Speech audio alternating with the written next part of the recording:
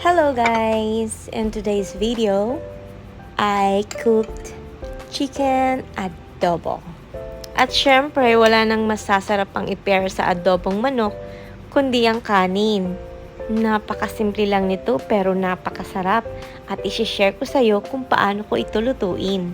So you sit, relax, and enjoy watching! Inuna ko ang mga balat ng manok at pinagmantika ko ito. Ito ang aking gagamitin panggisa. No judging sa mga nagda-diet.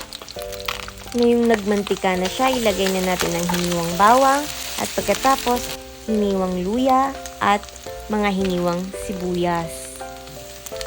Halu-haluin lang ito at pagkatapos ng ilang minuto, ilagay na natin ang mga hiniwang manok. By the way, it's up to you if you want to remove the chicken skin.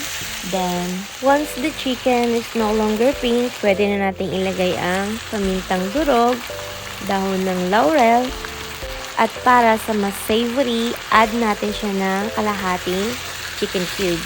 Halu-haluin lang ng mga ilang minuto at pagkatapos pwede na natin ilagay ang 4 ounces of soy sauce. There's no need to add water. Magtutubig ito basta maghintay ka lang. Here you go, nagtubig na siya, pwede na natin siyang i-cover at lutuin ng mga 30 minutos. Napakabango. So now, we can add 2 ounces of white vinegar. And to balance the taste of salt and sour, I added sugar. Just 1 teaspoon of it.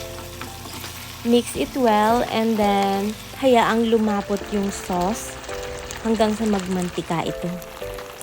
Maraming way ang pagluluto ng adobo, pero subukan mo ito. I'm sure magugustuhan mo. O, di ba? Napakadali. Lagyan lang natin siya ng green chili and eto na. Para sa masarap na tanghalian, gabihan, or pwede ring almusalan. Luto ka na ng chicken adobo at tsak, masarap ang kain mo. Thank you for watching!